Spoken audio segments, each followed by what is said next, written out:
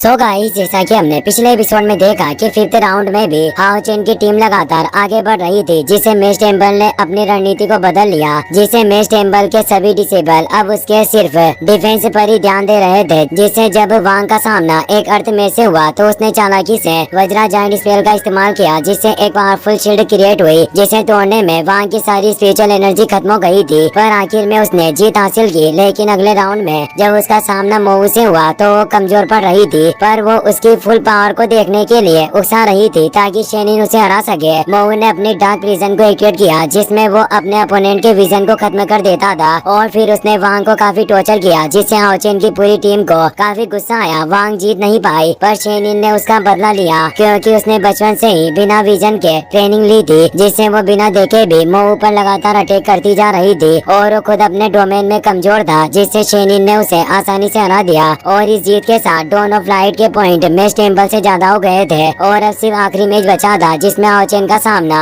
ली जेंगजी से होने वाला था। सभी लोग काफी ज्यादा एक्साइटेड होते हैं। एक लड़की कहती है कि फाइनली डॉन ऑफ लाइट और मैजिक टेम्पल फाइनल्स में पहुंच गए। पास वाला लड़का कहता है कि फाइनल मैच नहीं होने वाला, क्योंकि फाइनल्स में 4 लोग गए थे, जिसमें से शेनिन ने मोऊ को हरा दिया, पर अभी भी वो इस मैच में बची हुई है। तो लड़की कहती है कि इस सेमीफाइनल में 2 लोग डॉन ऑफ लाइट के मेंबर है, इसीलिए अगर इस मैच को डॉन ऑफ लाइट का लीडर हाओ चेन जीत जाता है तो इसका मतलब ये होगा कि इस टेम्पल कंपटीशन का winner Dawn of Light team बन जाएगी। और टेम्पल टूर्नामेंट के नियमों के अनुसार नई टीम के विनर का लीडर ही अलायंस लीडर बनेगा। इसीलिए ये ट्रायल एक लीडर के लेवल का है, जिसकी हर किसी को प्रतीक्षा थी। पर ये मैच काफी भयानक होने वाला है। अब हाओ चेन और ली जेंगजी मैदान में आ चुके थे। ली जेंगजी अपने ओरा को फैलाते हैं और बोलते हैं कि 4 साल पहले जब हमारी जियानलिंगवान पास में मुलाकात हुई थी, तब भी तुम काफी तेज और एक्स्ट्रा ऑर्डिनरी स्ट्रेन रखते थे। मुझे उस वक्त ही एहसास हो गया था कि जब आने वाले समय में हम टेम्पल टूर्नामेंट में मिलेंगे तब हमारी फाइट होगी। लेकिन मुझे उम्मीद नहीं थी कि तुम सिर्फ इतने से वक्त में इतने ज्यादा पावरफुल हो जाओगे और मेरे प्लान को बेकार करने का काम करोगे। हाओ चेन कहता है कि आप काफी सालों से इसकी प्लानिंग कर रहे थे। ली जेंगजी कहते हैं कि जितना तुम सोच सकते हो उससे पहले ही मैं इस टेम्पल कंपटीशन को जीतने की प्लानिंग कर रहा हूँ और कब से अपने टेम्पल में एकांत में रहकर प्रैक्टिस किया करता था। और इस हिसाब से मैं नया अलायंस बनने से सिर्फ एक कदम दूर था, पर तुम बीच में आ गए। लेकिन जब मैं तुम्हें हराकर नया अलायंस लीडर बनूंगा तब मैं अब तक के समय का सबसे स्ट्रॉन्ग लीडर रहूंगा और हम हमारे अलायंस की पुरानी नीति को ना अपना कर दुश्मन के खिलाफ डिफेंस का इस्तेमाल करेंगे। और ये सब हमारे मैजिक पैलेस की बदौलत ही हो पाएगा। और फिर एक खतरनाक काउंटर अटैक से हम डीमंस का खात्मा करेंगे, जिससे मेरे सारे मैजिशियंस मानव जाति के लिए एक सच्ची शांति लेकर आ पाएंगे। हाओ चेन अपनी स्वॉर्ड को बाहर निकाल लेता है और कहता है कि टेम्पल मास्टर, आपकी महत्वाकांक्षाएं और सोच काफी अच्छी है, पर युद्ध में सिर्फ बचाव काम नहीं करता।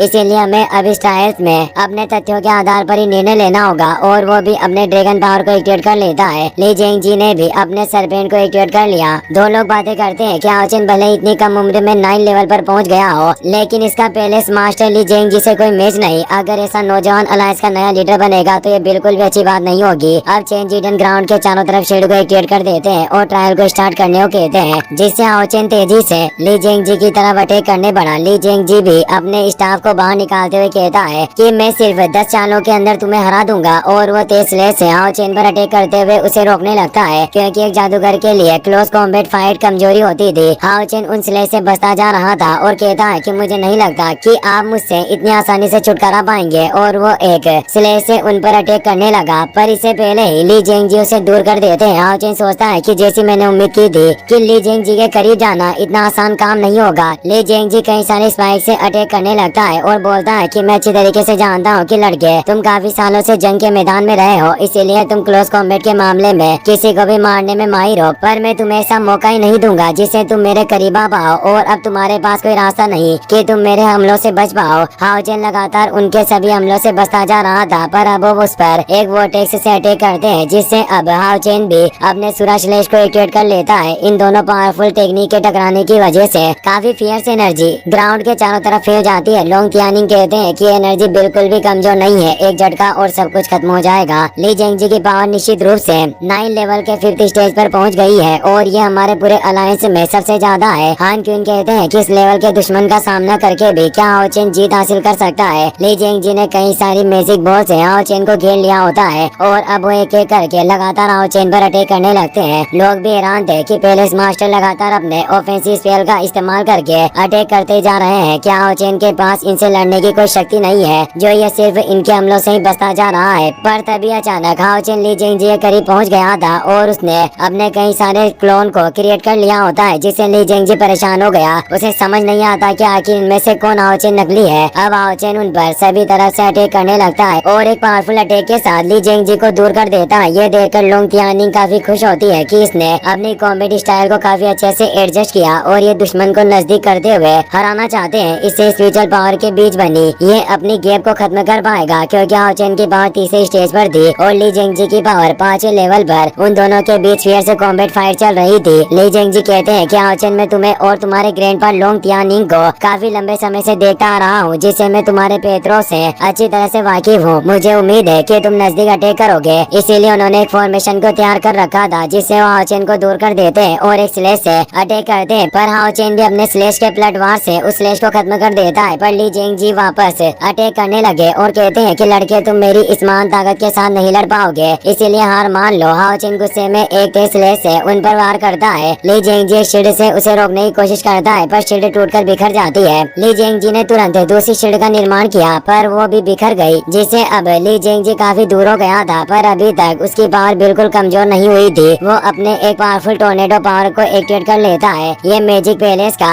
एक फॉरबिडन स्पेल होता है, जिसे देखकर सभी लोग हैरान रह गए। इस विंड स्पेल से कई सारे सरपेंट क्रिएट हो गए थे, जिससे ये एक काफी स्ट्रॉन्गेस्ट विंड ट्रैप की तरह था, जिससे कोई बाहर नहीं निकल सकता। वो सरपेंट हाओ चेन को खाने की कोशिश कर रहे थे। लोग इस मुंह को देखकर दंग रह गए, क्योंकि इस तरह के सरपेंट को मोस्ट वायलेंट विंड एलिमेंट से बनाया जाता है, जो सब कुछ चकनाचूर करने की काबिलियत रखते थे। हाओ चेन अपनी सोर्स से उन विंड सरपेंट को काट रहा होता है और बोला कि इससे कोई फर्क नहीं पड़ता, चाहे हवा कितनी भी हिंसक हो, लेकिन वो कभी भी प्रकाश यानी लाइट को पार जाने से नहीं रोक सकती। यानी हाओ चेन के सन ऑफ लाइट होने से कोई हवा उसे रोक नहीं सकती थी। ली जिंगजी सारे सरपेंट से एक साथ उस पर अटैक करता है, पर हाओ चेन अपने पावरफुल स्लेश के साथ आसानी से नष्ट कर देता है। ये देखकर लोगों के होश उड़ गए कि इतनी पावरफुल सीक्रेट टेक्निक को हाओ चेन ने आसानी से नष्ट कर दिया। वास्तव में हाओ चेन की पावर काफी अमेजिंग है। हाओ चेन की स्पीड भी इतनी ज्यादा थी, जिससे उसने तेजी से ली जिंगजी पर अटैक किया, जिससे ली जिंगजी खुद को संभाल नहीं पाता और काफी तेज स्पॉट होता है। इससे वो दूर हो गया था, पर हंसते हुए कहता है कि लड़के वाकई तुम्हारा टैलेंट काफी हाई लेवल का है, लेकिन तुम अपनी करंट सिचुएशन पावर के साथ आखिर मेरे हमलों को कब तक पकड़ सकते हो। और अब वो विंड गॉडेस की बॉडी को एक्टिवेट कर लेता है और इस तरह से वो कई सारे हेरिकेन मेन स्ट्रीम को एक्टिवेट कर लेता है, जिनसे वो हाओ चेन पर अटैक करने लगा। हाओ चेन उनसे बच रहा था, पर एक हेरिकेन उसके लग जाता है, जिससे वो दूर हो गया और अब वो अपने गॉड प्रोटेक्शन को एक्टिवेट कर लेता है, जिससे वो हेरिकेन को रोकने लगता है। ये एनर्जी इतनी ज्यादा थी कि ग्राउंड प्रोटेक्शन शील्ड भी कमजोर पड़ रही थी, जबकि चेन जीडियन लगातार उसे रिपेयर कर रहे होते हैं। चेन जीडियन बोलता है कि मेरे इस हमले की पावर से प्रोटेक्टिव शील्ड भी काफी हद तक डैमेज हो चुकी है, तो आखिर तुम मेरे हमले को कैसे रोक पाओगे। अब हाओ चेन की शील्ड भी कमजोर होकर टूटने लगी थी। तभी एक तेज ब्लास्ट होता है, किसी को कुछ दिखाई नहीं देता, पर ली जिंगजी खुश हो रहा था और लोग भी हैरान थे कि क्या हाओ चेन हार चुका है। पर तभी एक काफी तेज लाइट एनर्जी बाहर आती है, जिससे पूरी जगह चमक उठी थी। ली जिंगजी से परेशान हुआ, पर लोग खुश हो रहे थे कि ये मैच अभी खत्म नहीं हुआ। हाओ चेन ने अपने हेल्पर माउंट स्टार किंग को बाहर निकाल लिया था, जो 10th लेवल में एवोल्व हो चुका था। सभी लोग चकित रह गए कि हाओ चेन के पास एक लेवल 10 का बिस्ट है, जिसे अब सभी को लगने लगा कि इस मैच का रुख बदलने वाला है। ली जिंगजी गुस्से में और ज्यादा पावर में हाओ चेन पर अटैक करने लगे, पर वो बच रहा होता है। चेन ओंग्यू कहते हैं कि एक लेजेंडरी सेक्रेट यूनिकॉर्न है और ये स्टार लाइट बिस्ट तक एवोल्व होने के करीब है। सेंचुई भी बताती है कि ये एक नाइट के लिए आज तक के इतिहास में सबसे बेस्ट माउंट है, पर आज तक 4000 सालों से ऐसा बिस्ट पैदा नहीं हुआ था। मुझे उम्मीद नहीं थी कि इस दुनिया में ऐसे बिस्ट का जन्म हुआ होगा। ऐसे सेक्रेट यूनिकॉर्न के साथ एक नाइट अपनी स्ट्रेंथ को 30 गुना तक बढ़ा सकता है और उनकी लाइट एफिनिटी 50% तक बढ़ जाती है। यानी अब हाओ चेन की पावर पैलेस मास्टर ली जिंगजी के बराबर है। हाओ चेन की पावर इतनी ज्यादा थी कि तेज लाइट एनर्जी निकल रही होती है। उसने एक पावरफुल फॉर्मेशन क्रिएट कर लिया था। ली जिंगजी बोलता है कि हाओ चेन क्या यही तुम्हारा तुरुप का इक्का है। हाओ चेन जवाब देता है पैलेस मास्टर आपने बिल्कुल ठीक अंदाजा लगाया। और अब हाओ चेन स्टार किंग हॉर्स के साथ एक होली लाइट असाल्ट स्लेश से वार करता है। ली जिंगजी प्रोटेक्टिव शील्ड को एक्टिवेट करता है, पर स्टार किंग की पावर के साथ ये स्लेश इतना पावरफुल था कि विंड गॉडेस बॉडी भी नष्ट हो जाती है और ली जिंगजी पर भी काफी पावरफुल हमला होता है। इससे पूरा ग्राउंड हिल जाता है। स्टार किंग की स्पिरिचुअल पावर कमजोर हो गई थी और अब वो बची हुई स्पिरिचुअल पावर हाओ चेन के अंदर ट्रांसफर हो जाती है, जिससे अब हाओ चेन की पूरी स्पिरिचुअल पावर रिकवर हो चुकी थी। लोग हैरान हुए, किसी को अंदाजा नहीं था कि हाओ चेन अचानक इस लड़ाई के रुख को मोड़ देगा। एक आदमी कहता है कि मैंने नहीं सोचा था कि हाओ चेन इतना यंग होने के बावजूद भी पैलेस मास्टर ली जेंगजी को इस कदर मजबूर कर देगा कि उनके मुंह से